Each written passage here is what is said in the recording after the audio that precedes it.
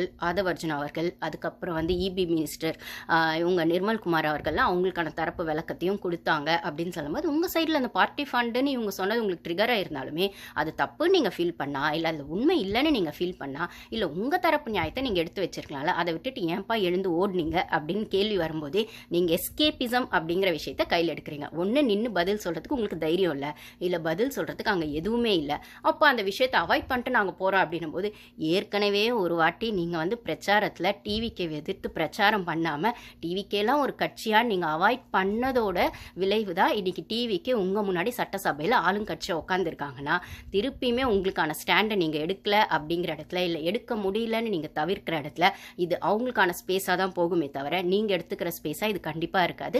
மக்களுமே இதை வந்து ஏன் ஓடுறாங்க சொல்ல வேண்டியது தானே அப்படின்னு. ஏன் நம்மளுதுலுமே வந்துட்டு இப்போது கமெண்ட்ஸில் வந்து 10 வருஷம் டீட்டெயில் நான் வேணால் தரேன், அதுக்கப்புறம் இதை பற்றி இது தெரியும், அதை பற்றி அதை தெரியும்னு சொல்கிறவங்க, உங்களுக்கே இவ்வளோ தெரிஞ்சிருக்குன்னா ஆட்சி நடத்தினவங்களுக்கு போன 5 வருஷமாக நிறைய தெரிஞ்சிருக்கும். 70 வருஷ கட்சியாக இருக்கக்கூடிய டிஎம்கேக்கு மூத்த கட்சியாக இருக்கக்கூடிய, மூத்தன்னா அது இருக்க தமிழ்நாட்டில் இருக்கிறது, ஏன்னா அண்ணா திராவிட ஏடிஎம்கேவிடவும் டிஎம்கே தானே மூத்தவங்க அப்படின்னு சொல்லக்கூடிய இடத்துல அவங்க சைடு மினிஸ்டரா இல்லை இதுக்கு விளக்கம் கொடுக்கறதுக்கு, இல்லை இந்த விவாதம் வந்து எங்களை குறை சொல்கிறதா மட்டும் இருக்குது, எங்களுக்கான நியாயத்தை நாங்கள் எடுத்து வைக்கிறோன்ற இடத்துல நீங்கள் அந்த பார்ட்டி ஃபண்டுக்கு உங்களுக்கான விஷயத்தை சொல்ல வேண்டியது தானே, ஏன் எழுந்து ஓடுனீங்க அப்படிங்கிற ஒரு கேள்வியாக இருக்குது. உங்களுக்கு விளக்கம் சொல்ல தெரியலையா?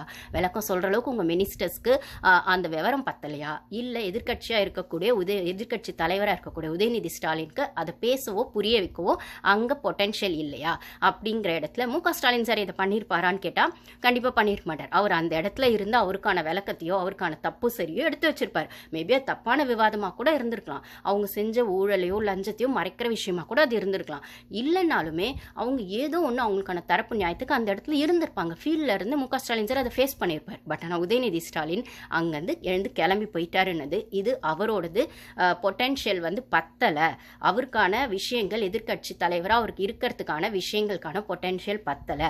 இப்படி வந்து ஆளுங்கட்சியை நீங்கள் ஃபேஸ் பண்ணால் ஒன்றும் பண்ண முடியாது. ஒரு டிபேட்டு கூட நீங்கள் வந்து சட்டசபையில் பேச முடியாது. நீங்கள் ப்ரூஃப் பண்ணுற இடத்துல இல்லை. இப்போ நீங்கள் ப்ரூஃப் பண்ணுற இடத்துல இருந்தீங்கன்னா கூட ஆளுங்கட்சியாக இருக்கலாம். இப்போ சிஎம் சார் பேசலைனாலுமே அவர் பேசலை செயலில் செய்கிறாரு, இல்லை அவர் பேச வேண்டிய விஷயங்கள் அவங்களோட மினிஸ்டர்ஸ் வந்து ஆதாரத்தோடு பேசுகிறாங்க, இல்லை அவங்களுக்கான அந்த டேட்டாவே எவிடன்ஸையும் அவங்க கரெக்டாக வச்சுக்கிட்டு, இல்லை அதை இப்போ வந்து ஆளுங்கட்சியாக இருக்க பட்சத்தில் எப்படி ஜனங்க கிட்ட அந்த லூப்போல மாற்றலாம், எப்படி வந்து திருப்பி வந்து ஜனங்களுக்கு வந்து எக்கனாமிக்கலாக அந்த குரோத்தை கொடுக்கலான்னு அவங்க செஞ்சு ப்ரூஃப் பண்ண வேண்டிய இடத்துல இருக்காங்க.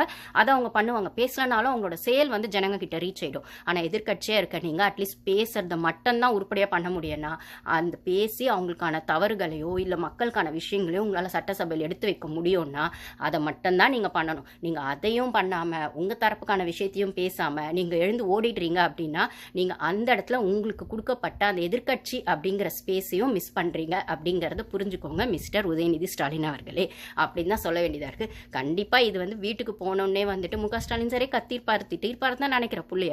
என்னன்னா என்ன நீ அங்கிருந்து எதையா பதில் சொல்லியிருக்கணும், யார் வெளில போக சொன்னது அப்படின்னு அங்கேயுமே போயிருக்கும். மூத்த தலைவர்களாக இருக்கக்கூடியவங்க அந்த டெசிஷனை எடுக்க மாட்டாங்க.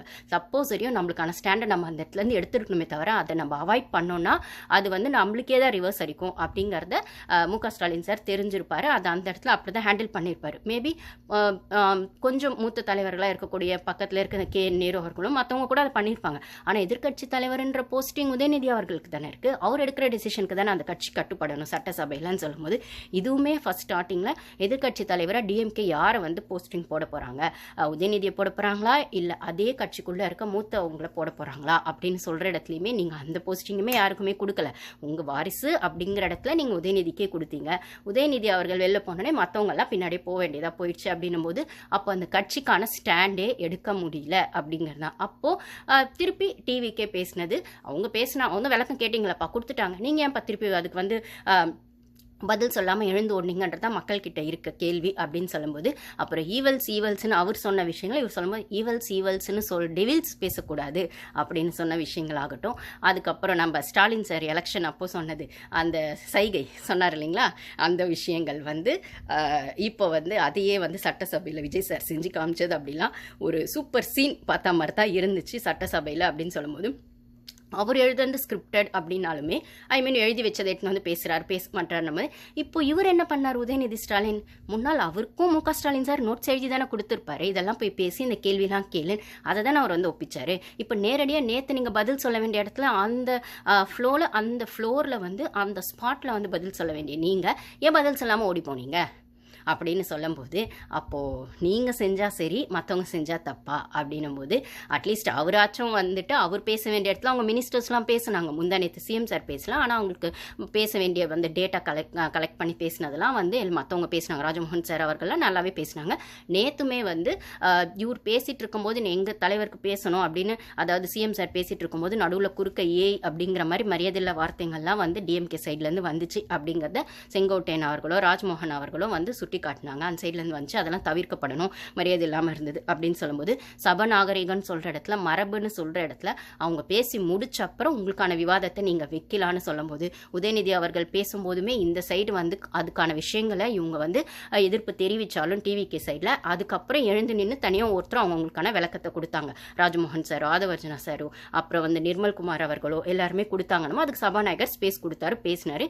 இன்னைக்கு இவங்க சிஎம் சார் பேசும்போது அதே மாதிரி ஒரு சபநாகரிகத்தையும் மரபையும் டிஎம்கேவும் கடைப்பிடிச்சிருக்கணும்ல. ஏன்னா சபாநாயகர் சொல்றாரு, அவர் பேசி முடிக்கிட்டோம் சிஎம், அதுக்கப்புறம் நான் உங்களுக்கான வாய்ப்பு தரேன், நீங்க பேசுங்க. அந்த பார்ட்டி ஃபண்ட் அப்படிங்கிற விஷயம் அந்த பேச்சு வரும்போது, கட்சி நிதின்னு வரும்போது, நீங்க அது வரைக்கும் கூட பொறுமை காக்காம வெளியில கிளம்பிட்டீங்க, பாய்காட் பண்ணிட்டீங்க அப்படின்னும் போது, சரி ஓகே நீங்க பேசுறதுக்கு உங்களுக்கு வாய்ப்பு கொடுக்கலன்னா நீங்க வெளில போயிருக்கலாம், கொடுக்கும், ஆனா வெயிட் பண்ணுங்க, அவங்க பேசி முடிக்கட்டும்னு சொல்லி உங்க பேசுறதை கேட்கறவங்களுக்கு கூட உங்களுக்கு பொறுமை இல்லை. உங்க மினிஸ்டர்ஸா அதுக்கு பதில் சொல்லாம உங்க கூடவே சேர்ந்து வெளியில வந்துட்டாங்க அப்படின்னு சொல்லும்போது, இந்த இடத்துல உங்களுக்கான விஷயங்களை அவங்க புட்டு வச்சுட்டாங்கன்றது உங்கள் பிரச்சனையா, இல்லை நீங்கள் கேட்ட கேள்விக்கெல்லாம் அவங்க டேட்டாவோட எவிடன்ஸோட பதில் சொல்லிட்டாங்க அப்படிங்கிறது உங்கள் விஷயமா அப்படின்னும் போது, அப்போது அதுதான் நீங்கள் எதிர்பார்த்துட்டு இருக்கீங்கல்ல.